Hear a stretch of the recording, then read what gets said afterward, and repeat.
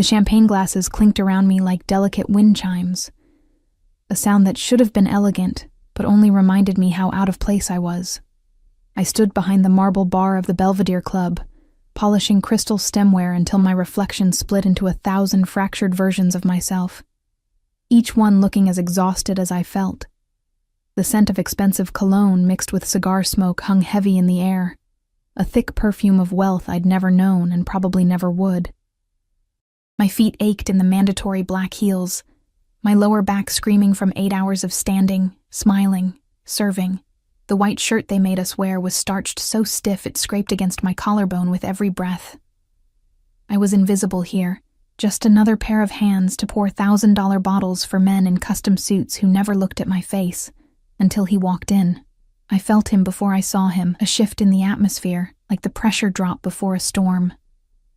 Conversations didn't stop exactly, but they changed.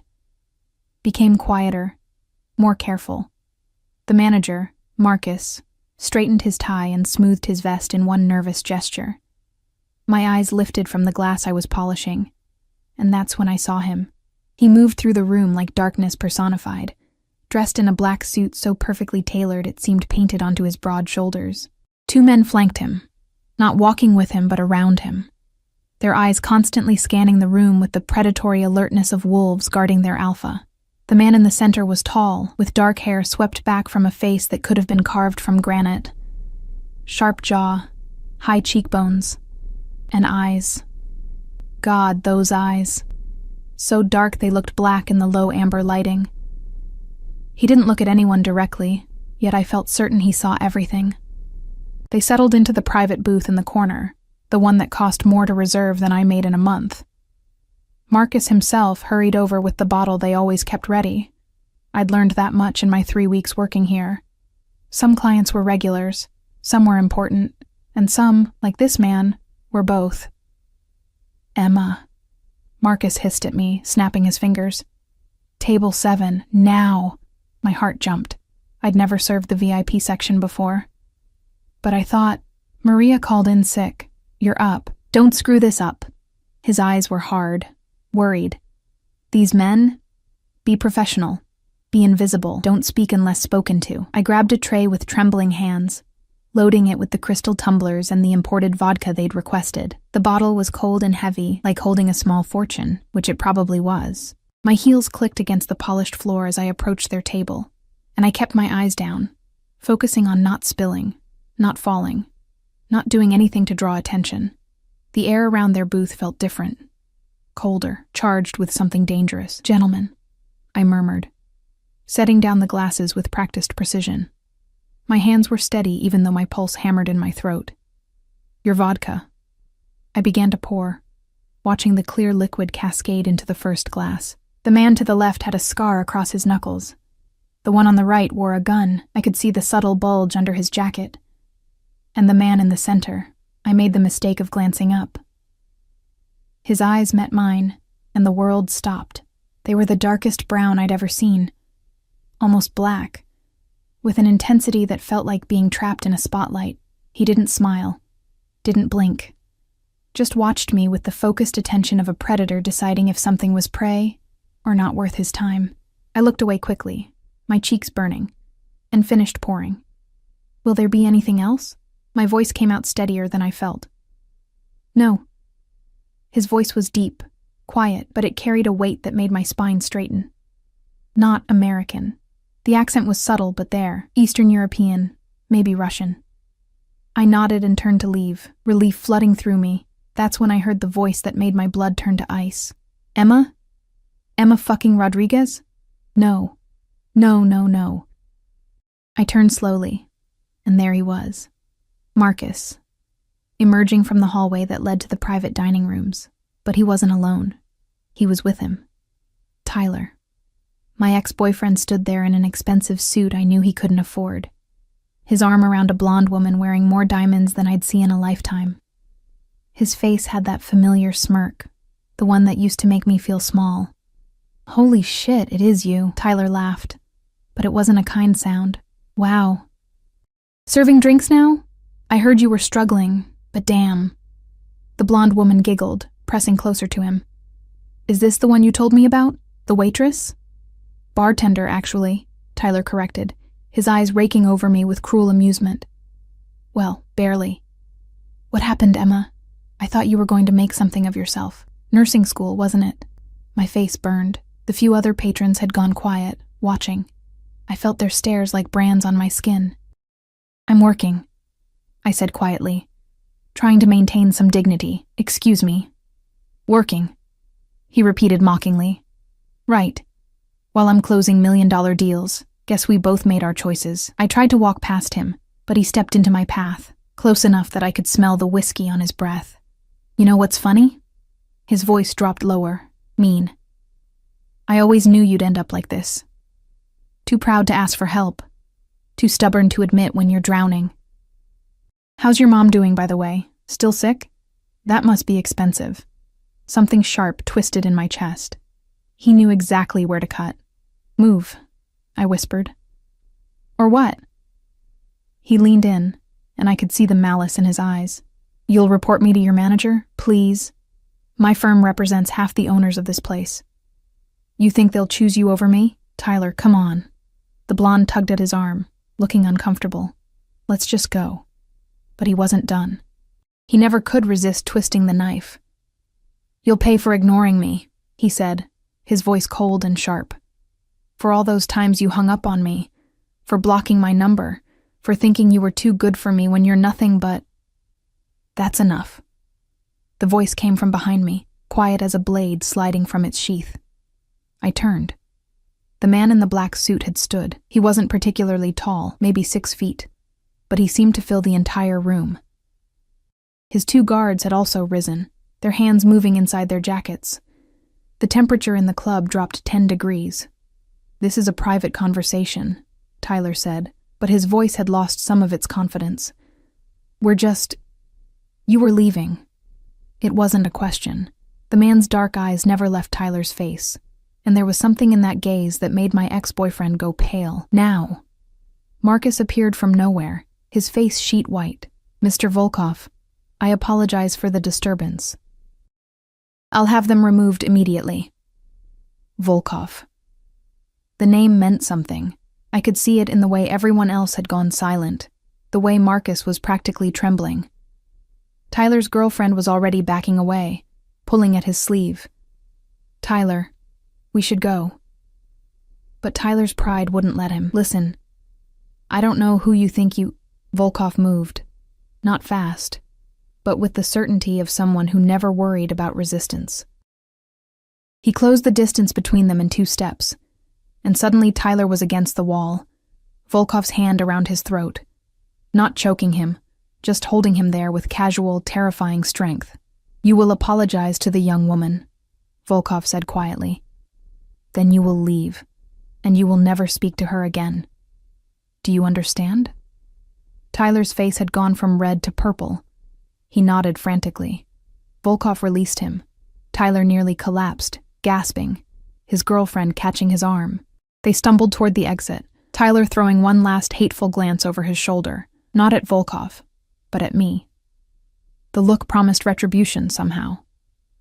The door swung shut behind them. The silence that followed felt like standing in the eye of a hurricane.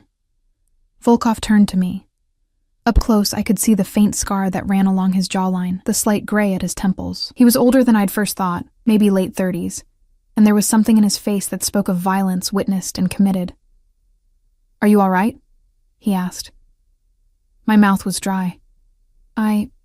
Yes, thank you. You didn't have to... Yes, he interrupted softly. I did. His eyes searched my face, and I felt stripped bare under that gaze. What is your name?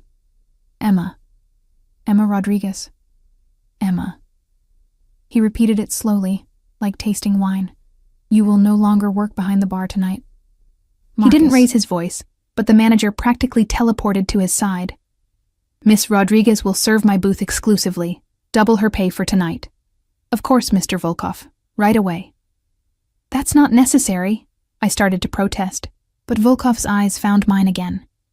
It is. There was something in his voice, some current I couldn't read. You were harassed in your workplace. Consider it compensation. He returned to his booth, his guards following. Marcus gripped my elbow, his fingers tight enough to bruise. "Do you have any idea who that is?" he hissed in my ear. "Dmitry Volkov. He owns half this city, the half that matters anyway. Whatever he wants, you give him. Understand?" I nodded numbly.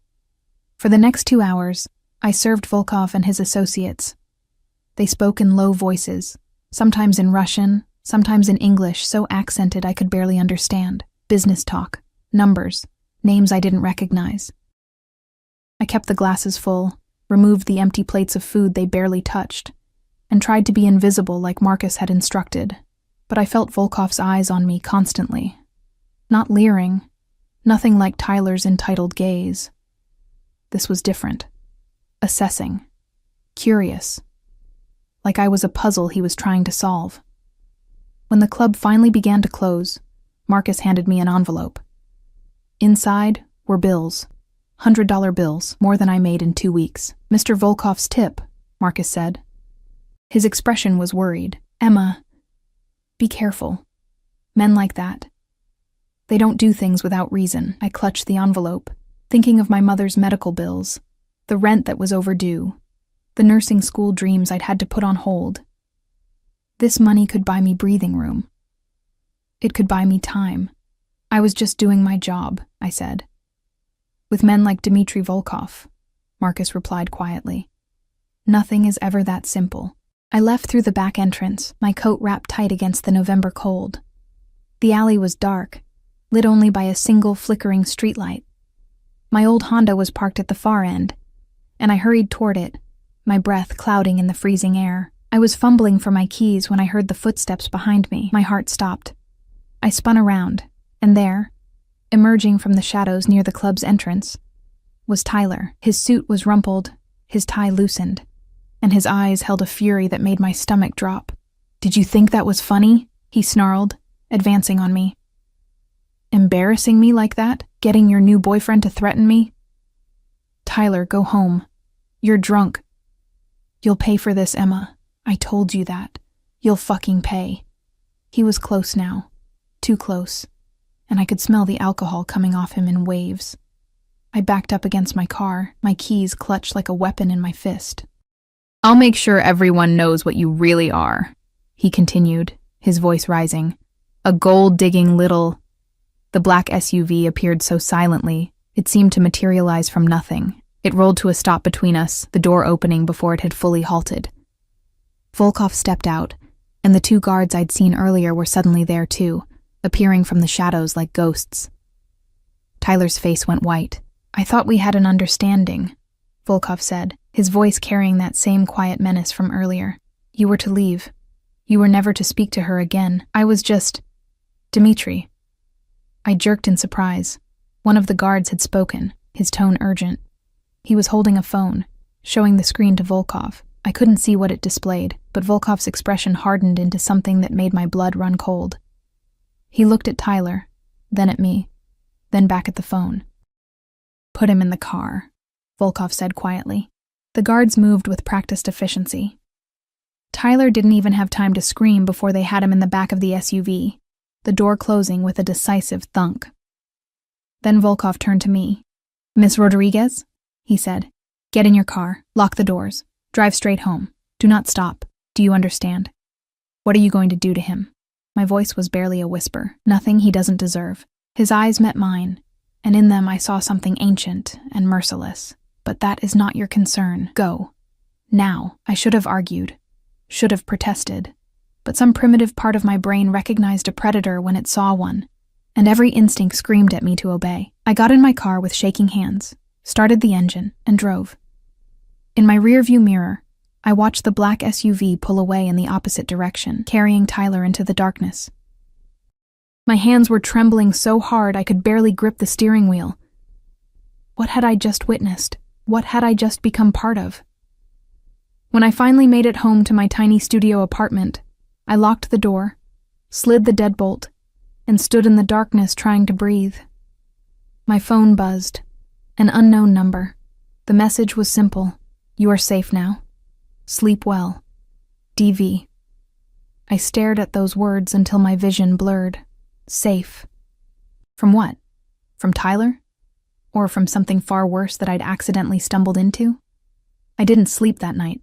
I sat by my window, watching the street below, waiting for... I didn't know what. The black SUV to return? Police? Tyler to appear, seeking revenge? But nothing came. Just the silence of a city sleeping, unaware that my entire world had shifted on its axis. And somewhere out there in the darkness, Dmitry Volkov was dealing with my ex-boyfriend in ways I didn't want to imagine. I touched the envelope of money still in my pocket and wondered what price I'd just agreed to pay. I didn't go to work the next day. I called Marcus at dawn, my voice hoarse from lack of sleep, and told him I had the flu. He didn't question it, just told me to feel better and hung up quickly, like he didn't want to be associated with me anymore. I couldn't blame him. After what happened last night, I was probably radioactive. I spent the morning pacing my studio apartment, a space so small I could touch both walls if I stretched my arms out. The November sunlight filtered through my single window, falling across the secondhand furniture and the stack of medical bills on my kitchen counter. Mom's bills. The reason I was working myself to exhaustion at the Belvedere Club instead of finishing nursing school. My phone sat on the coffee table like a grenade. I'd stared at it for hours, waiting for it to ring. Police, maybe. Asking questions about Tyler, or worse, Tyler himself, angry and looking for revenge. But the only message was the one from last night. That simple text from DV, "You are safe now." What did that mean? Safe from Tyler? And what had Volkov done to ensure it? I tried to distract myself with cleaning, scrubbing my already clean bathroom until my hands were raw. I attempted to study from my old nursing textbooks, but the words blurred together. Around noon, I finally gave in and searched for Tyler on social media. His accounts were still active, photos of him with the blonde from last night, both of them smiling at some charity gala. Posted 3 hours ago. So he was alive. That was something. But the caption made my blood run cold. Sometimes you have to know when to cut your losses. New chapter starting. Are moving forward. No regrets. It sounded like Tyler, but there was something off about it, something too careful, too measured. Tyler never used hashtags. And cut your losses? That phrase felt like a message, a warning wrapped in corporate speak. I was still staring at my phone when someone knocked on my door. My heart leaped into my throat. I froze, listening. 3 sharp raps, precise and demanding. "Miss Rodriguez." The voice was accented, unfamiliar. "I have a delivery." I crept to the door, looking through the peephole. A man stood in the hallway, one of Volkov's guards from last night. The one with the scar across his knuckles. He was holding a large black box tied with a silver ribbon. Every instinct screamed at me not to open the door, but my hand was already moving, turning the deadbolt, pulling the door open a crack with the chain still attached. "I don't want any trouble," I said. The guard's expression didn't change. "No trouble. Mr. Volkov asked me to deliver this. He wants to ensure you are well. I'm fine. You can tell him thank you, but he would like you to have it." The guard set the box down in the hallway. "He will be disappointed if you refuse." Something in the way he said disappointed made it clear that disappointing Dmitry Volkov was not advisable. The guard turned and walked away, his footsteps silent on the worn carpet. I waited until he disappeared into the elevator before I retrieved the box, dragging it quickly inside and locking the door behind me. The box was heavy, expensive. The kind of packaging that cost more than my rent. I set it on my bed and stared at it for a full minute before my curiosity won. Inside, nestled in tissue paper, was a coat. Not just any coat, a long wool coat in deep charcoal gray, softer than anything I'd ever touched. Designer label, probably worth thousands, and underneath it, a note in sharp, angular handwriting. "November is cold. You should dress warmer. A car will collect you at 7 p.m. tonight. Dinner. Don't refuse. DV." My hands shook as I held the note. This wasn't a request.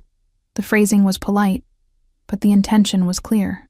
Dmitry Volkov wanted to see me, and men like him didn't accept no for an answer. I should have been terrified, should have been calling the police, getting a restraining order, moving to another city. Instead, I found myself pulling the coat from the box and trying it on. It fit perfectly. Of course it did. He'd known my size just from watching me serve drinks. The thought should have been creepy, but instead it sent a strange shiver down my spine. Awareness, attention, focus. When was the last time anyone had really seen me? I looked at myself in the mirror. In this coat, I didn't look like a struggling bartender drowning in debt. I looked like someone who mattered, someone worth noticing. God, I was in trouble. At 6:45 p.m., I stood in front of my closet trying to figure out what you wore to dinner with a man who probably had people killed. The coat was beautiful, but underneath it I had nothing appropriate. My work uniform? Too servile. My old jeans? Too casual. The single dress I owned for interviews? 5 years old and tight in all the wrong places now. I settled on black pants and a simple cream blouse, the nicest things I owned. I pulled my dark hair back into a low ponytail and applied the minimal makeup I could afford. In the mirror, I looked tired, young, out of my depth. Perfect. At exactly 7 p.m., my phone buzzed. Car is outside. DV. I grabbed the coat. Already I was thinking of it as mine and headed downstairs. My building was in a neighborhood that was trying to gentrify but hadn't quite made it yet. Graffiti covered the walls, the streetlights flickered, and most of my neighbors supplemented their income in ways they didn't report to the IRS. The black SUV waiting at the curb looked like it had been teleported from another dimension. The same scarred guard from earlier opened the door for me. Miss Rodriguez. I climbed in, my pulse hammering. The interior smelled like leather and something else, expensive cologne. The same scent I'd noticed on Volkov last night. He wasn't in the car, and I exhaled a breath I didn't know I'd been holding. We drove in silence through the city. I watched the neighborhoods change outside the tinted windows, from my struggling area to the industrial district, then gradually into the part of town where the real money lived. Historic brownstones, tree-lined streets, restaurants that didn't list prices on their menus. The SUV pulled up to a building I'd walked past 100 times but never entered. Alina's. A Russian restaurant so exclusive you needed reservations months in advance, and connections most people didn't have. The guard opened my door. Mr. Volkov is waiting inside. The restaurant's interior was all dark wood and dim amber lighting, with white tablecloths and crystal that caught the candlelight like trapped stars. A woman in an elegant black dress approached immediately. Miss Rodriguez? This way, please. She led me through the main dining room, half empty despite the exclusivity, probably because most people couldn't afford to eat here, and toward a private room in the back. My heels clicked on the hardwood floor, too loud, announcing my presence like a warning bell. She opened a door, and there he was. Dmitry Volkov stood by a window overlooking the street, a glass of something amber in his hand. He'd shed the jacket from last night, wearing just black slacks and a white shirt with the sleeves rolled to his elbows. It should have made him look casual, relaxed.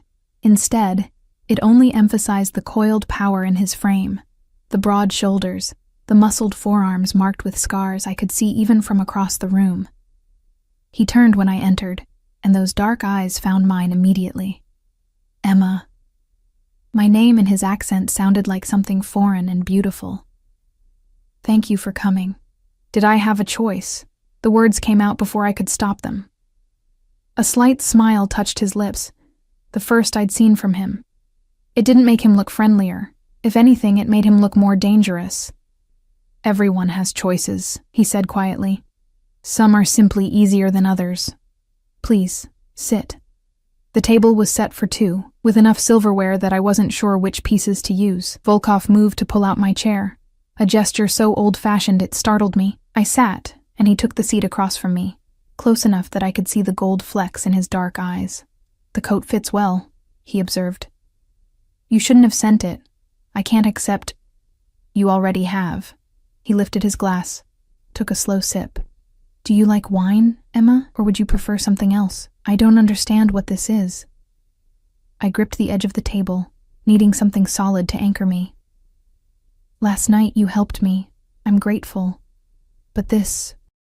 I gestured around the private room, at the expensive setting, at him. I don't know what you want from me. Volkov set down his glass with deliberate care. What do you think I want? Heat flooded my cheeks. I don't do that. Do what? His voice was soft, curious. Whatever arrangement you're proposing. I don't need a... The words tangled in my throat. How did you politely tell a man who probably killed people that you weren't interested in being his mistress? I am not proposing an arrangement, Volkov said, and something in his tone made me look up. I am having dinner with a woman I find interesting. That is all. You don't even know me. No, he agreed, but I would like to, if you permit it. The waiter appeared before I could respond, setting down plates of food I hadn't ordered. Blini with caviar, borscht that steamed fragrant and rich, pelmeni drowning in butter, the kind of meal that cost more than my weekly grocery budget. We ate in silence for a few minutes. The food was incredible, but I could barely taste it. I was too aware of Volkov watching me, studying me with that focused intensity that made me feel stripped bare. Your ex-boyfriend, he said finally. Tyler. How long were you together? I set down my fork. 2 years. We broke up 6 months ago. Why? Does it matter? Everything matters. Volkov leaned back in his chair, his gaze never leaving my face. Tell me. Maybe it was the wine the waiter had poured without asking. Maybe it was exhaustion. Maybe it was because sitting across from this dangerous man was easier than sitting alone in my apartment drowning in bills and broken dreams. My mom got sick, I heard myself say. Cancer. Stage 3. I had to leave nursing school to take care of her, to work enough to cover her treatment. Tyler said he understood at first. But then it became clear I wasn't going to be the successful nurse practitioner he'd planned to show off. I was just stuck. Poor. A burden. So he left. Found someone whose life was going in the right direction. Volkov's expression didn't change, but something flickered in his eyes. And last night? What was that about? He wanted to rub my face in his success. Make sure I knew I'd made the wrong choice. The bitterness in my voice surprised me. That's who Tyler is. He has to win, even after it's over. He will not bother you again. The certainty in Volkov's voice made my stomach clench. What did you do to him? I had a conversation with him, made certain things clear. He has decided to relocate to Seattle for work. His transfer became available quite suddenly. Volkov's smile was thin, sharp. Opportunities like that don't come often. He was wise to take it. Seattle. Across the country. Far enough that Tyler couldn't casually show up to torment me, but close enough that he could rebuild his life. You didn't hurt him, I said, needing to hear it. I don't hurt people without cause, Emma. I simply reminded him of the consequences of his actions. Tyler is a weak man who preys on those he perceives as powerless. Men like that understand only one language. Volkov leaned forward, and suddenly the distance between us felt like nothing at all. You are no longer powerless, do you understand? You are under my protection now. I didn't ask for that. No. But you have it regardless. The weight of those words settled over me like the coat upstairs, warm, encompassing, impossible to shrug off. Why? I whispered. Why would you do this for a stranger? Volkov was quiet for a long moment. When he spoke, his voice was softer than I'd heard it once, long ago. She had your eyes, same color, same expression, like she was carrying the weight of the world and refusing to set it down. His jaw tightened. She did not survive her stubbornness. I learned too late that sometimes pride is more dangerous than any enemy. What happened to her? She died because I was not there to protect her. The words were simple, but the pain underneath them was anything but. I will not make that mistake again. The air between us felt charged, heavy with something I didn't have a name for. This wasn't attraction, or not just attraction. This was something darker, more complex.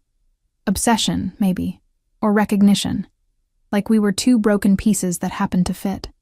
I should go, I said, even though I didn't move. Yes, Volkov agreed. You should. But you won't. Not yet. He was right. God help me, he was right. We talked for another hour. He asked me about my mother, about nursing school, about the dreams I'd put on hold. I found myself telling him things I'd never told anyone.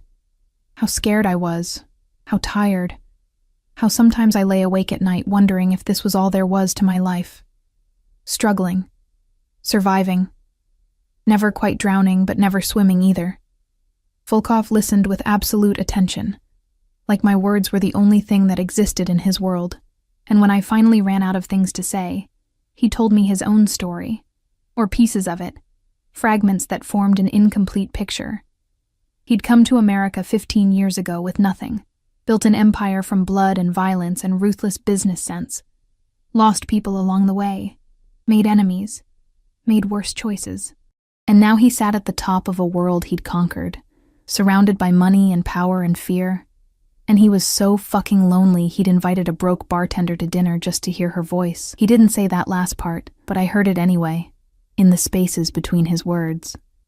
When he finally drove me home, this time sitting beside me in the SUV, close enough that I could smell his cologne, feel the heat radiating from his body, he walked me to my building's entrance. "Your mother," he said as I fumbled for my keys. "What is her name?" Teresa Rodriguez." "Why?" "The treatment she needs. The bills. They will be taken care of." I froze. "What? No, I can't accept that. That's too much." "It is already done." Volkov's hand came up, his fingers gentle as they tilted my chin up, forcing me to meet his eyes. "You will not refuse this, Emma. Your mother will have the best care available. You will return to nursing school, and you will stop working yourself to death for men who do not deserve your service." "I don't understand," I whispered. "Why would you do this?" His thumb brushed across my cheek, a touch so light it could have been imagined. "Because I can. Because I want to. Because watching you suffer when I have the power to stop it is intolerable to me." "You don't know me," I said again, desperate. "I will." It sounded like a promise, or a threat. "Good night, Emma. Sleep well. You are safe now." He turned and walked back to the SUV, leaving me standing in the cold with my heart racing and my mind spinning. I went upstairs and locked myself in, then immediately pulled out my phone. It took 15 minutes of searching, but I found what I was looking for: articles about Dmitry Volkov. Not many, he kept a low profile, but enough. Russian émigré, suspected organized crime ties, multiple businesses that were probably fronts for money laundering, federal investigations that went nowhere because witnesses disappeared or refused to testify, and underneath it all, whispers of violence, of bodies, of a man who'd built his kingdom on blood and had never stopped defending it. I should have been terrified. Instead, I touched my cheek where his thumb had brushed and wondered what I'd just become part of. My phone buzzed. Another message from DV. "Tomorrow night, same time. I'll send the car." I stared at those words for a long time. Then I typed back, "Okay." The moment I hit send, I knew I'd just crossed a line I could never uncross. 3 weeks passed like a fever dream. Dmitry, he'd insisted I call him that after the 5th dinner, sent the car every night. Sometimes we ate at Alina's, sometimes at other restaurants I'd never heard of. Places without signs where everyone knew his name and feared it. We talked about everything and nothing. He asked about my childhood in Arizona, about the father who'd left when I was 6, about the books I loved, and the music that made me cry. And I learned about him too, in fragments. How he'd grown up in Moscow in the chaos after the Soviet Union fell. How he'd watched his father beaten to death over a debt of 200 rubles. How he'd clawed his way out of poverty through violence and cunning, building something that could never be taken from him. "Control," he told me one night over Georgian wine. "That is all that matters. Control over your fate, your future, your fears. Everything else is surrender." I should have been afraid of him. The rational part of my brain screamed warnings every time I got in that SUV, but Dmitry never touched me beyond that one brush of his thumb. Never made demands. He simply existed in my life with the gravitational pull of a black hole, reshaping everything around him. Mom's medical bills vanished overnight. The hospital called to say an anonymous donor had paid everything in full and established a trust for future treatment. She was moved to a private room, assigned the best oncologist in the state, given medications I couldn't pronounce, but that made her smile return for the first time in months. "Someone's looking out for you, Miha," she said when I visited, her hand thin and warm in mine. "An angel, maybe.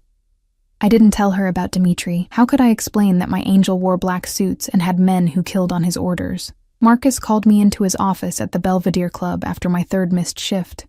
"You're done," he said, not unkindly. "Mr. Volkov sent word. You don't work here anymore. He can do whatever he wants, Emma. And he wants you to go back to school." Marcus slid an envelope across the desk. "Severance, 3 months' pay, and a recommendation letter for any program you apply to." I stared at the envelope, anger and gratitude warring in my chest. Dimitri was dismantling my life and rebuilding it according to his design. I should have resented it, should have fought back. Instead, I enrolled in nursing school for the spring semester. "Good," Dimitri said when I told him over dinner. His hand covered mine on the table, the first real touch in weeks, and heat raced up my arm. "You are meant for better things than serving drinks to men who don't see you." "You saw me," I said quietly. His eyes darkened. "Yes, I did. From the moment you walked to my table, I saw you. And I have not stopped seeing you since." The air between us thickened. The private room suddenly felt too small, too warm. Dimitri's thumb traced circles on my palm, a touch that should have been innocent, but felt like lightning. "Emma." My name was rough in his throat. "There is something you should know." "What?" "I am not a good man. The things I have done, the world I live in, it is not safe. Not clean. Being near me puts you at risk." "Then why am I here?" His grip tightened. "Because I am also a selfish man, and having you in my life has become necessary to me. But you should understand what that means." Before I could respond, the door burst open. One of Dimitri's guards, Victor, I'd learned his name, stood in the doorway, his face grim. "We have a problem." Dimitri's expression went cold, all the warmth draining from his eyes in an instant.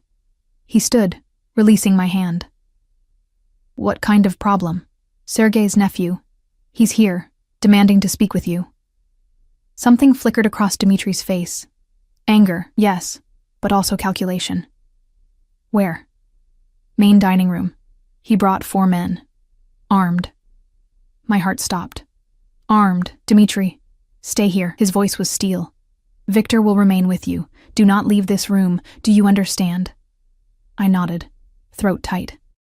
Dimitri leaned down, his lips brushing my forehead, the most intimate touch we'd shared. "Nothing will happen to you. I promise." Then he was gone, moving with that deadly grace toward whatever confrontation waited in the other room. Victor positioned himself by the door, his hand inside his jacket where I knew his gun rested. I sat frozen in my chair, listening to the muffled sounds from beyond the wall. Raised voices, Dimitri's low, controlled tone cutting through the noise, then a crash. Shouting. A sound that might have been a gunshot. I jerked to my feet. "What's happening?" "Sit down, Miss Rodriguez." Victor's voice was calm, but his jaw was tight. "Boss has it handled." Minutes crawled by like hours. My hands shook as I gripped the edge of the table.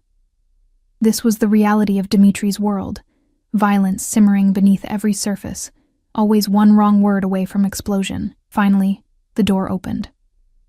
Dimitri walked in, and my breath caught. Blood stained his white shirt. Not a lot, just a spray across his shoulder and collar. His knuckles were split, bruised, but his expression was calm, almost serene. "It's handled," he said simply. "You're bleeding. Not my blood." He glanced down at the stains like they were inconsequential. Sergei's nephew was unhappy with a business decision. He expressed his concerns poorly. "We came to an understanding." "An understanding," I repeated weakly. Dimitri crossed to me, tilting my face up with those bloodied hands. "This is who I am, Emma. This is the world you are entering if you stay. Violence. Blood. Consequences for disrespect. I can give you everything. Safety, comfort, security. But I cannot give you innocence. That price was paid long ago. I should have run. Should have demanded Victor drive me home and never looked back. Instead, I reached up and touched Dimitri's bruised knuckles, my fingers gentle on his damaged skin. "Let me clean this," I whispered. Something blazed in his eyes. "Emma, show me." He led me through the now empty restaurant. I didn't look at whatever had been cleaned up from the confrontation, and up a private staircase to an apartment above Alina's. I hadn't known he lived here, but of course he did. Multiple properties, Marcus had said. Always moving, always protected. The apartment was masculine and sparse, expensive furniture but minimal, like a hotel room for someone who never fully unpacked. Dmitri sat on a leather couch while I found the first aid kit in his bathroom, stocked better than most hospital supply closets. I cleaned the blood from his hands in silence, my nursing training taking over. The split knuckles weren't deep, but they'd bruised badly. His skin was warm under my fingers, scarred and rough. Hands that had built an empire and destroyed anyone who threatened it. You should be afraid of me, Dmitri said quietly. I know. But you're not. I met his eyes. No. I should be, but I'm not. Why? How could I explain it? That somehow, in this man who terrified everyone else, I felt safer than I had in years.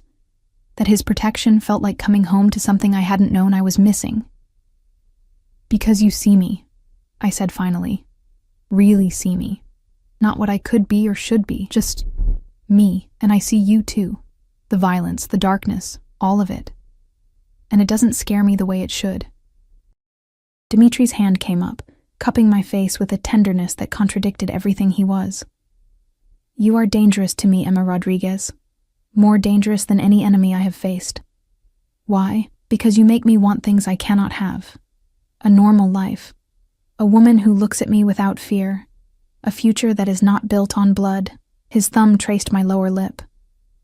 And I am too selfish to let you go. The distance between us evaporated. I didn't know who moved first, maybe both of us. But suddenly his mouth was on mine. And the world caught fire. The kiss was nothing like I expected. Not rough or demanding, but slow, deliberate. Like he was memorizing the taste of me. His hand slid into my hair, cradling my head with a gentleness that made my chest ache. I gripped his shoulders, feeling the muscles coiled beneath his ruined shirt, and kissed him back with 3 weeks of tension and longing. When we finally broke apart, both breathing hard, Dmitri rested his forehead against mine. You should leave, he said roughly. Before I do something we cannot undo. What if I don't want to leave, Emma? My name was a warning and a prayer. If you stay, everything changes. You become mine. And I do not share. I do not let go. Once you are mine completely. Do you understand what I'm saying? I should have been frightened by the possession in his voice, the absolute certainty. But all I felt was a dark thrill racing down my spine. I understand, I whispered. Dmitri kissed me again, harder this time, like he was claiming something that had always belonged to him. And maybe I had. From that first moment our eyes met across the Belvedere Club, maybe I'd been his. We didn't sleep together that night. Despite the heat between us, Dmitri pulled back, his control iron. Not yet, he said, his voice ragged. Not until you are certain. Not until you understand fully what this means. He had Victor drive me home in the early hours of morning, but everything had shifted.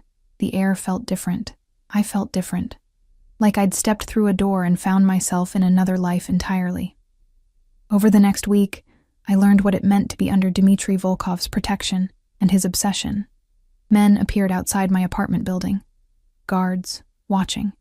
When I went to visit my mother, a different SUV followed at a discreet distance. My phone rang one afternoon, and a calm voice informed me that a credit card had been issued in my name, for expenses. The limit made my head spin. I don't need your money, I told Dmitri that night. I know, but you have it regardless. Buy what you want. Go where you want. Just tell Victor where you're going so I don't worry. This is crazy. You're treating me like you are precious to me, because you are. His eyes were dark, intense. The world is dangerous, Emma. I have enemies. And now that they know you matter to me, you have enemies too. I will not apologize for keeping you safe. The possessiveness should have smothered me. Instead, it felt like being wrapped in armor. But with protection came complications. One night, Dmitri took me to a charity gala, the kind of event where politicians and criminals mingled under crystal chandeliers, everyone pretending they didn't know exactly who was who. I wore a dress Dmitri had sent. Midnight blue silk, that probably cost more than a semester of nursing school. His hand never left my waist as we moved through the crowd, and I felt the stares following us. Curiosity, speculation, jealousy. "Who is she?" I heard a woman whisper. "Volkov's new pet," someone else replied. "Poor thing, she won't last long." Dimitri's grip tightened on my waist. He'd heard them too. We were standing by the bar when a woman approached. She was beautiful. Perfect blonde hair, designer everything, confidence that came from never being told no. "Dimitri." She smiled, but it didn't reach her eyes. "It's been a while." "Katya." His voice was polite but cold. "I didn't know you were in town. Just flew in." Her gaze slid to me, assessing and dismissive in the same glance. "And who is this?" "Emma Rodriguez," I said before Dimitri could answer. "Nice to meet you." Katya's smile sharpened. "Ah, the bartender. I've heard about him." The way she said bartender made it sound like something shameful. Dimitri went very still beside me. "Katya was just leaving," he said quietly. "But she wasn't done. I just find it curious, that's all. You always had such refined taste, Dimitri. And now..." She waved a manicured hand at me. "Well, to each his own, I suppose. Though I wonder how long the novelty will last."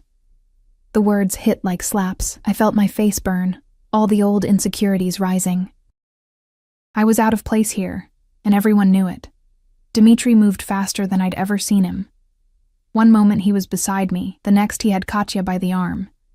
His grip just tight enough to make her wince. "Listen carefully," he said, his voice barely above a whisper but carrying the weight of absolute menace. "Emma is under my protection. Any insult to her is an insult to me, and you know how I handle insults, don't you, Katya?" The color drained from her face. "Dimitri, I didn't mean..." "Yes, you did." He released her with a slight push. "Leave. Now. And consider carefully whether you want to remain in this city." Katya fled, and several people who'd been watching quickly found other places to be. Dimitri turned back to me, his expression softening. "Are you all right?" "You didn't have to do that." "Yes, I did." He pulled me closer, his lips brushing my temple. "You are mine, Emma. Mine to protect. Mine to defend. Anyone who does not show you respect will answer to me. Do you understand?" I nodded against his chest, overwhelmed by the fierce protectiveness in his voice. "Good. Come, we're leaving. I've had enough of these vultures." As we walked out, I caught sight of our reflection in the tall windows. Dimitri in his black suit, dark and dangerous. Me in blue silk, looking like I'd wandered into someone else's life. Maybe I had. But as Dimitri's hand tightened on mine, possessive and certain, I realized I didn't want to wander back. 2 months into whatever this was with Dimitri, my life had become unrecognizable. I attended nursing school during the day, studying pharmacology and patient care while trying to ignore the black SUV that always sat in the parking lot, Victor or one of the other guards waiting to drive me wherever I needed to go. My classmates noticed, whispered about the expensive car, the designer clothes that had gradually filled my closet, the confident way I carried myself now that I wasn't drowning in debt and exhaustion. At night, I belonged to Dimitri. We still hadn't slept together. The restraint was driving both of us mad. I could see it in the way his hands trembled slightly when he touched my face, the way his breathing changed when I sat close to him. But he held back, and I understood why. Once we crossed that line, there would be no going back. I would be his completely. Part of me already was. "Your mother is responding well to treatment," Dimitri told me one evening in his apartment above Alina's. We'd fallen into a routine, dinner together, then hours talking on his couch, my body tucked against his side like it had always belonged there. "The doctors are optimistic, because of you." I traced patterns on his chest, feeling his heart beat steady and strong beneath my palm. "She might actually survive this. Because you decided to help a stranger. You were never a stranger, Emma." His fingers threaded through my hair, gentle. "From the first moment I saw you, you were inevitable." I tilted my head to look at him. "What does that mean?" "It means I looked at you, and I knew. That you would change everything, that I would not survive losing you." His jaw tightened. "I have built an empire on careful calculation. I do not take unnecessary risks. And yet you are the most dangerous thing I have ever allowed near me. I'm not dangerous. You are. His hand cupped my face, thumb stroking my cheek. You make me want to be someone I am not, someone worthy of the way you look at me. I see exactly who you are, Dimitri. The violence, the control, all of it. And I'm still here. Something blazed in his eyes. He leaned down, kissing me with an intensity that stole my breath. His hand slid down my back, pulling me closer, and I felt the restraint fraying between us. Then his phone rang. Dimitri pulled back with a Russian curse, his breathing harsh. He glanced at the screen and his expression hardened. I need to take this. He stood, walking to the window as he answered in rapid Russian. I couldn't understand the words, but I understood the tone, anger, barely controlled. Something was wrong. When he ended the call, his face was a mask I'd learned to recognize. Someone had made a mistake. Someone would pay for it. What happened? Business. He turned to me, and for a moment I saw past the control to the fury beneath. I need to handle something. Victor will take you home. Dimitri. Now, Emma. His voice was steel. This is not your world. Not tonight. I wanted to argue, but the look in his eyes stopped me. This was the part of his life he kept separate, the darkness he tried to shield me from. I gathered my things, and Victor appeared as if summoned, his face grim. In the SUV, I asked, is he in danger? Victor's eyes met mine in the rearview mirror. Boss is never in danger. Other people are in danger from him. That should have been reassuring. It wasn't. I spent the night pacing my apartment, my phone clutched in my hand. Dimitri didn't call, didn't text. The silence felt ominous, like the pause before thunder. At 3 a.m, my door buzzed. I ran to the intercom. Yes? It's me. Dimitri's voice, rough and tired. Let me in. I buzzed him up, my heart racing. When I opened the door, he stood there in the hallway, still in his suit but disheveled, jacket gone, shirt partially unbuttoned, blood on his collar. Not a lot, but enough. Are you hurt? I pulled him inside, my hands already reaching for him. No, not my blood. He caught my hands, holding them still. Emma, I should not be here. I should go home, clean up, come to you tomorrow when I am presentable. But you came here instead. Yes. His voice was raw. Because after the things I did tonight, you are the only thing that makes me feel human. I didn't ask what he'd done, didn't want to know the details. Instead, I led him to my tiny bathroom and started unbuttoning his shirt. He let me, his eyes tracking my every movement. The shirt came off, revealing the body I'd only felt through fabric.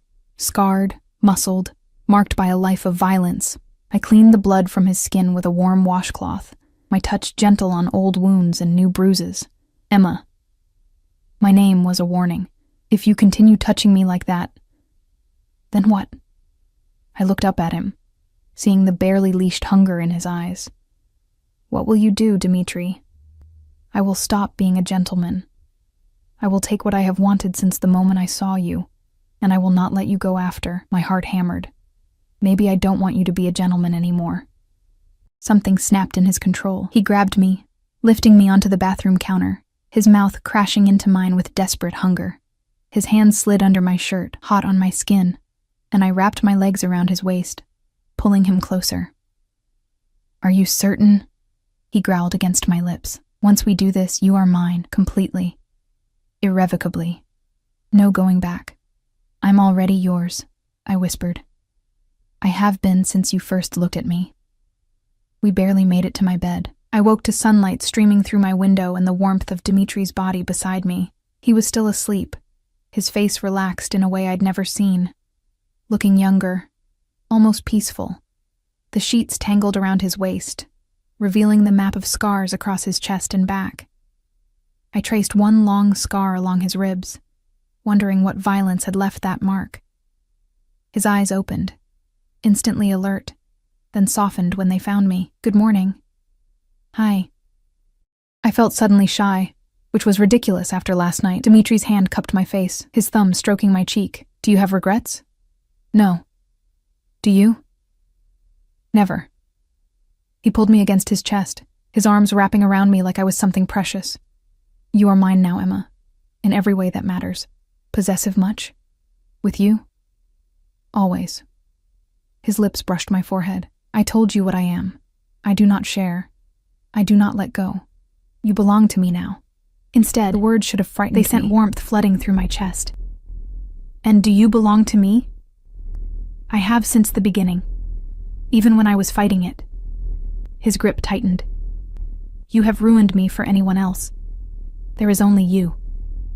We spent the morning in bed, talking and touching, learning each other in daylight. Dimitri told me more about his past, the years of crawling out of poverty, the first man he'd killed in self-defense at 16, the empire he'd built from nothing but will and violence. I am not a good man, he said again, his fingers tracing patterns on my bare shoulder. But with you, I want to be. You make me want to be better than I am. You saved my mother's life. You protected me when no one else would. That's not nothing, Dimitri. It is also not enough to erase everything else. His eyes were distant. The things I have done, Emma, the people I have hurt. If you knew, then tell me. I sat up, looking at him. Stop trying to protect me from who you are. I'm here.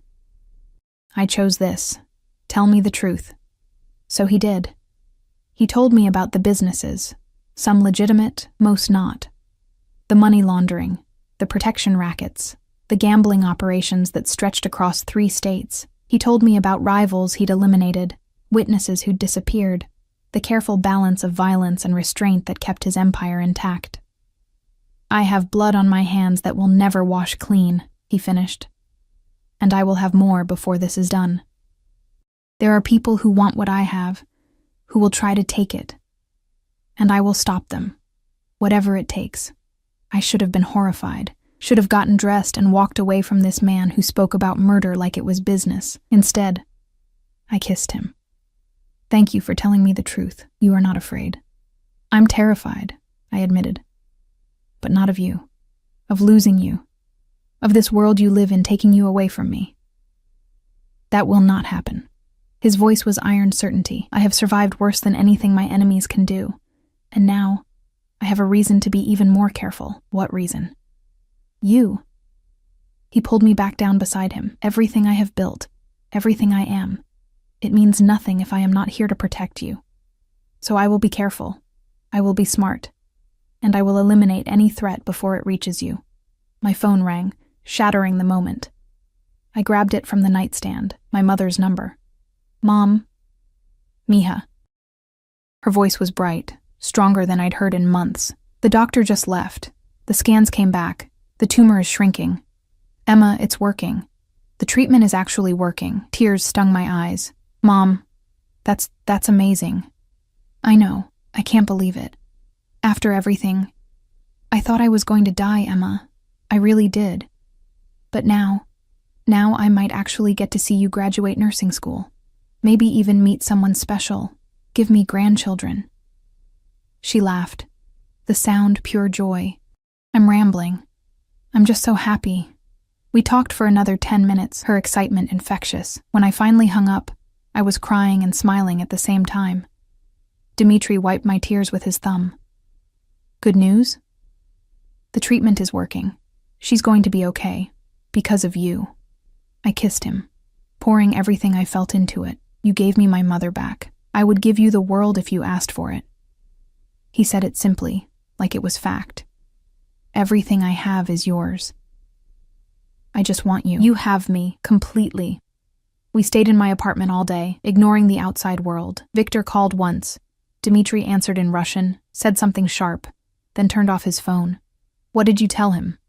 That I am not to be disturbed unless someone is dying. And even then, they should consider handling it themselves. I laughed. You can't just ignore your empire for a day. Watch me. He pulled me closer. Today, there is only you. Everything else can wait. But the world doesn't wait. Not for men like Dmitry Volkov. At sunset, someone knocked on my door. Not buzzed up. Knocked directly on my apartment door. Dmitri was instantly alert, his body shifting from relaxed to dangerous in a heartbeat. He pulled on his pants, grabbed something from his jacket. A gun, I realized with a start, and moved to the door. "Who is it?" he called, his voice carrying the weight of authority. "Victor, we have a situation." Dmitri opened the door. Victor stood there, his face grim. Another guard behind him. What happened? "Sergei's people. They took Alexei." I watched Dmitri's expression turn to stone. "When?" "2 hours ago. From his apartment. They left a message." Victor handed over a phone, and even from across the room, I could see the video playing, a man tied to a chair, beaten, blood streaming down his face. "They want to meet," Victor continued. "Tonight, Pier 17. They say come alone, or Alexei dies." "It's a trap," Dmitri said flatly. "Of course it's a trap. But if we don't go, we go. But not alone." Dmitri turned to me, his eyes hard. "Emma, you will stay here. Victor will remain with you. Lock the door. Do not open it for anyone except me." "Dmitri, wait." He crossed to me, kissing me hard. "I will come back to you. I promise. But I need to handle this. These men took someone under my protection. They need to understand what that means. What if something happens to you? It won't." His certainty was absolute. "I have too much to lose now. I will be careful. I will be smart. And I will come back." He dressed quickly, becoming someone else before my eyes. The dangerous man who ran an empire, who commanded fear and respect. The gun disappeared into a holster at his back. He checked his phone, sent rapid texts. At the door, he turned back one more time. "If anything happens, if anyone comes here who is not me or Victor, you run. Do you understand? There is cash in the top drawer of your dresser. A new identity in an envelope. Victor knows where to take you. You disappear, and you do not look back. Dmitri. Promise me, Emma. I promise." He nodded once, then was gone. Victor locked the door behind him, positioning himself by the window where he could watch the street. I sat on my bed, still warm from Dmitri's body, and tried not to imagine all the ways this could go wrong. Hours passed. Midnight came and went. My phone stayed silent. At 2 a.m, Victor's phone buzzed. He answered, listened, then ended the call. "Boss is on his way. It's done." Relief flooded through me. "He's okay?" "He's fine. The others are not. But boss is fine." 20 minutes later, I heard footsteps in the hallway. The door opened, and Dmitri walked in. He was covered in blood. His shirt was ruined, his face splattered with red, but his eyes found mine immediately, and they were clear, focused. "It's done," he said simply. "Sergei and his people will not be a problem anymore." I should have asked questions, should have demanded details. Instead, I just pulled him into the bathroom and started cleaning him up, the same way I had the night before. "Emma." His voice was rough. "You should be horrified. I just killed 4 men, watched them die. And I feel nothing except relief that they can never threaten you. I know what you are," I said, washing blood from his hands. "I've always known. This doesn't change anything. You are either very brave or very foolish. Maybe both." I looked up at him. "But I love you, and that's not changing." The words hung in the air between us. I hadn't meant to say them, hadn't planned it, but they were true. Dmitri went very still. "What did you say?" "I love you." My voice was steady. I don't know when it happened. Maybe that first night, maybe gradually. But it's true. I love you, Dmitri Volkov, all of you. Even the dark parts. He kissed me desperately, his hands shaking as they cupped my face. "I love you," he said against my lips. "God help me. I love you more than I thought possible. You are everything. Do you understand? Everything." We made love again, slower this time, tender despite the violence that still clung to him. And afterward, wrapped in his arms, I finally felt safe. Whatever came next, we would face it together. Spring arrived with a gentleness that felt surreal after the violence of winter. I finished my first semester of nursing school with honors, standing in the hospital corridor after my final exam with a smile I couldn't suppress. The clinical rotations had been brutal, the studying relentless, but I'd done it. For the first time in years, I felt like myself again, not just surviving, but actually building toward something. Dmitri picked me up himself, a rare occurrence. He usually sent Victor, preferring to keep his public appearances minimal. But today, he stood leaning against his black Mercedes, impossibly handsome in dark jeans and a leather jacket, looking more like a movie star than a mob boss. "Congratulations," he said, pulling me into his arms. "I'm proud of you. I couldn't have done it without you. You would have. Eventually." His hand cupped my face. I simply removed the obstacles. "The strength was always yours." Mom was waiting when we arrived at her new apartment. Another gift from Dmitri, a bright 2-bedroom in a safe neighborhood with an elevator and a doorman.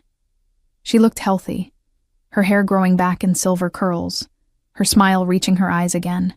"There's my nurse," she said, embracing me. Almost a nurse anyway. We had dinner together, Mom, Dmitri, and me, and it felt startlingly normal. Mom adored Dmitri, charmed by his old-world manners and the way he looked at me like I was the only person in the room. She didn't know exactly what he did, and I'd never tell her. Let her believe he was just a successful businessman who'd fallen for her daughter. In a way, that was true. After dinner, Dmitri drove me to his penthouse. He'd finally shown me his primary residence, a stunning space overlooking the city with floor-to-ceiling windows and minimalist decor. It felt more like home than anywhere I'd ever lived. "I have something for you," he said, retrieving a small box from his desk. Inside was a key, not to the penthouse. I already had that. This one was different, older-looking, with an ornate head. "What is this?" "A property. In your name. Upstate near the lake. Somewhere safe. Somewhere quiet." His eyes were serious. "If anything ever happens to me, you go there.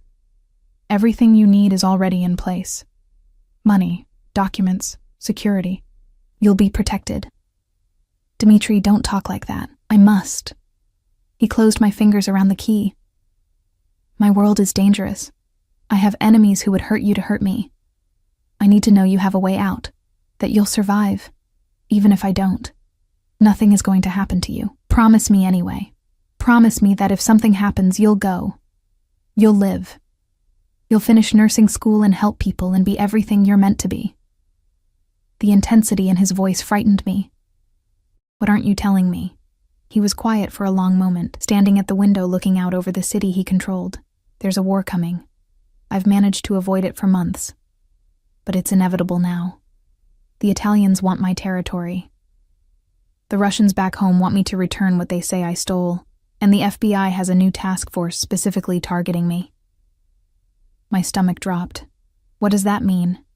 "It means the next few months will be dangerous. I will do everything in my power to protect you. But you need to understand, being with me puts you at risk. You still have time to walk away, Emma." "I would understand. I would even help you disappear, start fresh somewhere safe." I crossed to him, wrapping my arms around him from behind. "I'm not going anywhere. We face this together." He turned, his hands framing my face. "You are so brave, too brave. It terrifies me." "Then we're even. You terrify me too sometimes." I smiled. "But I love you anyway. I love you." He kissed me softly. "More than my empire. More than my life. Remember that. Whatever happens." The war Dmitri predicted came faster than expected. 3 days later, Victor woke me at dawn. I'd been staying at the penthouse most nights now, with news that 2 of Dmitri's warehouses had been hit, burned to the ground. A message. Dmitri mobilized immediately, his organization shifting into something efficient and terrifying. Men appeared from everywhere, armed and ready. Phone calls in Russian and English and Italian, meetings in the penthouse at all hours. And through it all, Dmitri remained calm, controlled, a general marshalling his forces. He tried to keep me separate from it, but that was impossible. I saw the stress in the tightness around his eyes, the way his jaw clenched when another report came in. I heard the conversations he couldn't hide. Talk of retaliation, of sending messages, of eliminating problems permanently. 2 weeks into the conflict, someone tried to kidnap me. I was leaving class, walking to where Victor waited in the SUV, when a van pulled up. Men in masks poured out, moving toward me with clear intent. Victor reacted instantly, his gun appearing as he positioned himself between them and me. "Run!" he shouted. "Now!" I ran. Behind me, I heard gunshots, screams, the squeal of tires. I made it into the building, security guards appearing, everything chaos. By the time campus police arrived, the van was gone and Victor was bleeding from a shoulder wound. "I'm fine," he insisted as EMTs tried to treat him. "Where's the girl? Is she safe? I'm here." I knelt beside him. "You saved my life. Boss would kill me if anything happened to you. Speaking of which..." He grabbed his phone with his good hand. "He's going to lose his mind." He was right. Dimitri arrived within minutes, his face a mask of controlled fury. He checked me over with hands that trembled slightly, then held me so tight I could barely breathe. "You're leaving," he said, "tonight. I'm sending you to the house upstate with a full security detail. You don't come back until this is over." "No. Emma, this is not negotiable." I said no. I pulled back to look at him. "They tried to take me to get to you. If I disappear, you'll be distracted, vulnerable. I stay here, where you can protect me, where we protect each other. You don't understand what you're asking." "I understand perfectly. I'm asking to stand with you, to not abandon you when things get difficult. Isn't that what you do when you love someone?" Something broke in his expression. He kissed me desperately, right there in front of the EMTs and campus police and everyone. "You will stay at the penthouse," he finally said. "You will not leave without a full security team, and you will do exactly what Victor or I tell you. Agreed?" Agreed. The war escalated. More businesses hit. More violence. The news started running stories about organized crime activity, though they carefully avoided naming names. The FBI presence increased. I spotted agents watching the penthouse, following Dimitri's cars, and through it all, Dimitri fought to protect his empire while keeping me safe. One night, 3 weeks into the conflict, he came home covered in blood again. Not his own. Never his own. He'd eliminated the head of the Italian family trying to take his territory. It was over. The war was won, but the cost was visible in his eyes. "How many?" I asked as I helped him out of his ruined clothes. "Enough." His voice was hollow. "Too many."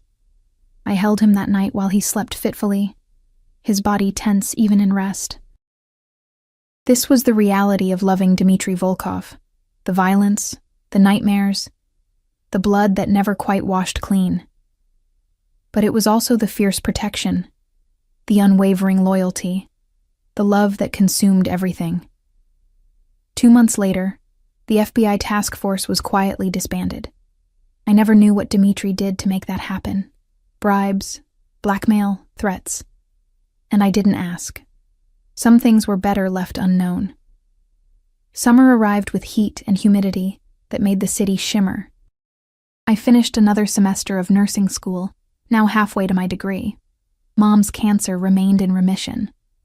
And Dimitri's empire had expanded, stronger than before, his position unassailable.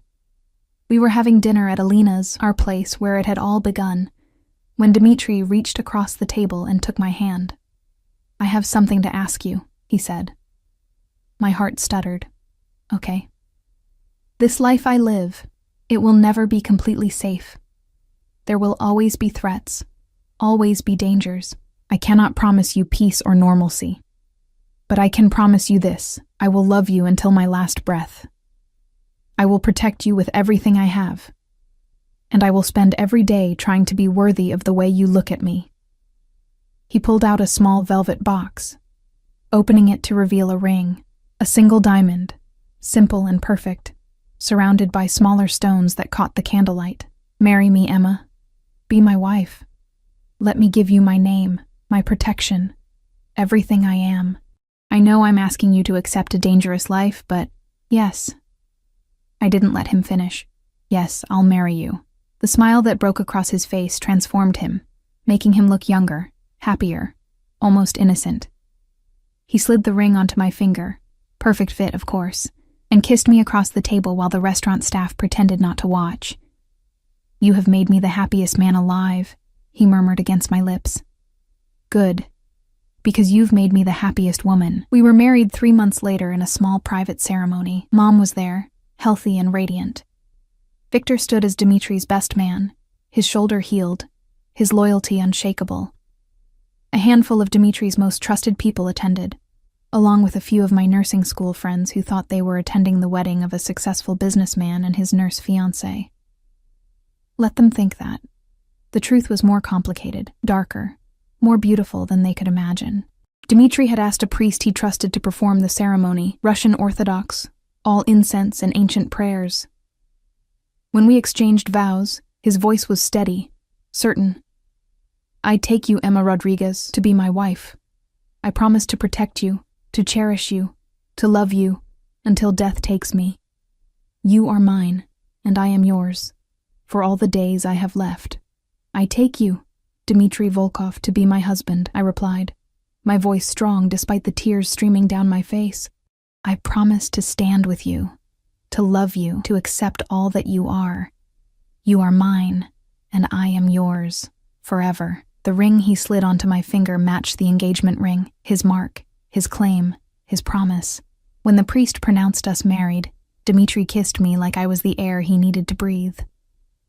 The reception was held at the penthouse, intimate and perfect. We danced to Russian love songs I didn't understand, but felt in my bones. We ate food that tasted like celebration.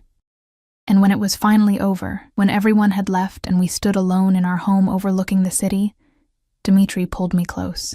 Mrs. Volkov, he said, testing the name. How does it feel? Right. I smiled up at him. It feels absolutely right. He carried me to our bedroom now, not just his, and made love to me with a tenderness that contradicted everything he was. And afterward, wrapped in his arms, I thought about the journey that had brought us here. From that night at the Belvedere Club, where I'd been invisible and exhausted and lost, to this moment where I was loved, protected, cherished. It hadn't been an easy path. It had been dangerous, violent, complicated, but it had been ours. What are you thinking? Dmitri asked, his fingers tracing patterns on my bare shoulder. That I would do it all again, every moment, every danger, every fear, because it led me to you. You are extraordinary, Emma Volkov. His lips brushed my temple, and I will spend the rest of my life proving myself worthy of you.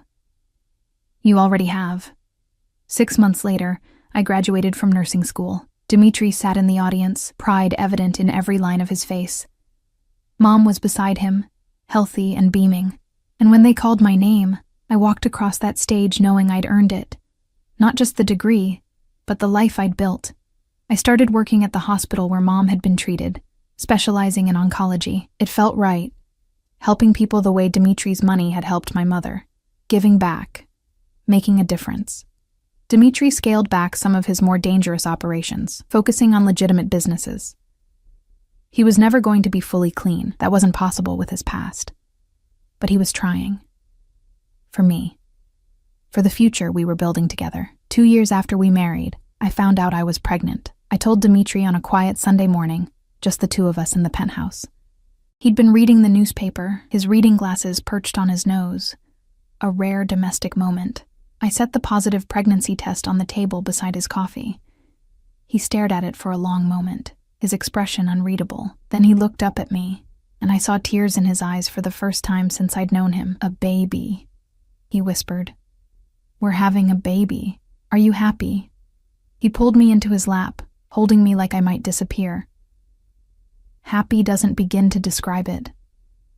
Terrified, overwhelmed, grateful, his voice broke. Emma, I never thought I would have this. A wife, a child, a real family. I thought men like me didn't deserve such things. You deserve everything, I said firmly. And this baby is going to be so loved. He will be protected, Dmitri said, his hand settling over my still flat stomach. Or she, no one will ever hurt our child. I will make certain of it. I know you will. Our daughter was born on a snowy December morning, small and perfect, with dark hair like her father, and eyes that would eventually turn the same warm brown as mine. Dmitri held her with shaking hands. This man who'd killed without hesitation, who'd built an empire on violence and fear, reduced to tears by 8 pounds of pure innocence. "Katerina," he said softly, "after my mother. Is that all right? It's perfect." Watching him with our daughter over the months that followed showed me yet another side of Dmitry Volkov. He was gentle, patient, devoted. He sang to her in Russian, songs from his childhood. He walked the floors with her at night when she couldn't sleep, and he looked at her with such fierce love that I understood completely. He would burn the world down to keep her safe. Our life wasn't normal. Dmitry's business still required his attention, still carried dangers, but it was ours. We had our home, our daughter, our love. We had family dinners with Mom, who adored her granddaughter. We had quiet moments stolen between the chaos, just the 3 of us, perfect and whole. One evening, when Katerina was 6 months old, I found Dmitry standing by her crib, watching her sleep. I wrapped my arms around him from behind. "What are you thinking?" "That I was dead before I met you," he said quietly. "Going through the motions, surviving, but not really living. And now..." He turned to face me, his hand cupping my cheek. "Now I have everything. A wife who sees all of me and loves me anyway. A daughter who will never know hunger or fear. A reason to be better than I was. You are better. You always have been. Because of you." He kissed me softly. "Thank you, Emma, for seeing me, for choosing me, for giving me this life I never thought I deserved.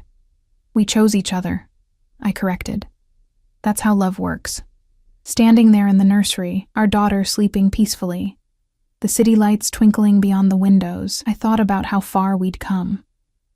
From that moment in the Belvedere Club when Tyler's cruelty had inadvertently brought Dmitry into my life, to this perfect moment of peace and family. It hadn't been easy. It had been dangerous, terrifying, complicated, but it had also been beautiful, passionate, real. Dmitry Volkov had saved me from drowning. And in return, I'd given him something to live for beyond power and control. We'd saved each other. And that, I thought as Dmitry pulled me close, was the truest kind of love, the kind that survived darkness and emerged stronger, the kind that built families and futures from ashes and violence, the kind that lasted forever.